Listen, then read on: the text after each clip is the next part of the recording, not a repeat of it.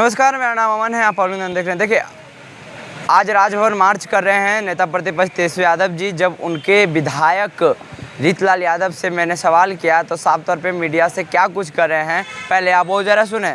सरकार है कहाँ उसका? यहाँ आपने जो बोला कि आरजेडी गुंडे का सरकार है, तो सरकार है कहाँ?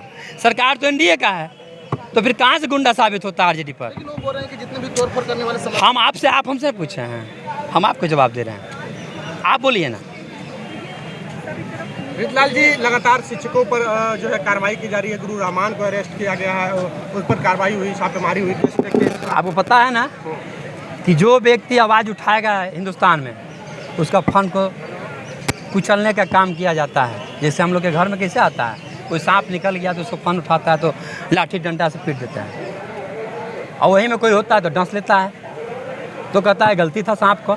सांप का क्या गलती है? तुम न ऐसा योजना लाता, न यहाँ रोड पर लोग खड़ा होता, न मौका देता सांप को आने के लिए, न सांप तुम्हारे घर में घुसता। सर, गुरु रहमान पर आरोप लगा है। सर, गुरु रहमान पर आरोप लगा है कि दानापुर में जो घटना हुई उस दौरान गुरु रहमान ने उपद्रवियों को वहां पर भड़काया था। अच्छा, कल तक गुरु रहमान कहाँ थे?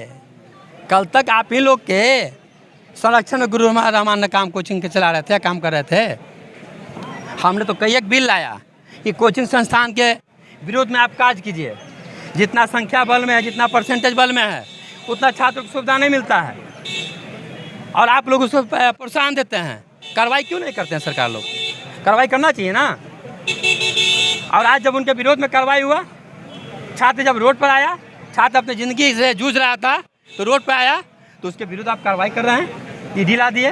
कल तक ईडी नहीं था, कल तक ज़्यादा धन नहीं कमाए हुए थे, कल तक उनको भी नहीं था बिजनेस का अधिकारी। आप लोग कहाँ गया हुआ था? आपका आना चाहिए था ना। बैरिकेडिंग वगैरह कहीं आप लोग को सामना नहीं करना पड़ा, आसानी से आप लोग पहुंचे। हम लोग सच्चाई पे हैं, किसी भी बैरिकेडिंग को हम लोग को कभी सामना नहीं करना पड़ेगा। प्रशासन अपना काम करे, हम लोग अपना काम करें। प्रशासन भी जान रही है, प्रशासन का ही बच्चा है, बच्ची है, बेटा है, बेटी है, पति है, पत्नी है, उन लोग को भी जीवन यापन करने के लिए कुछ ना कुछ चाहिए। उन लोग का भी तो बच्चा जाके जाता है सेना में।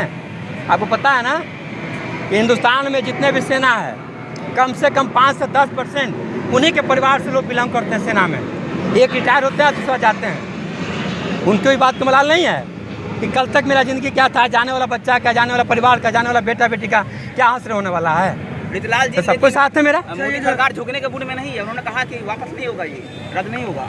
श्रीमान, आपने कब हमेशा देखा था, उन्होंने बोला जीएसटी में नहीं झुकेंगे, उन्होंने बोला है CAA में नहीं झुकेंगे, उन्होंने बोला है अपना किसान विरोधी बिल में नहीं झुकेंगे, उन्होंने बोला नोटबंदी में संशोधन नहीं करेंगे। सब में तो संशोधन करते हैं। लेकिन युवाओं पर तो रोक लगा दिया कि जो युवा इस प्रदर्शन में भाग लेंगे उनको नौकरी नहीं मिलेगी। तो आपको पता होगा, यही युवा के द्वारा आज़ादी के बाद 1955 में सबसे पहला आंदोलन हुआ था, मंत्री के बड़बोलापन के कारण।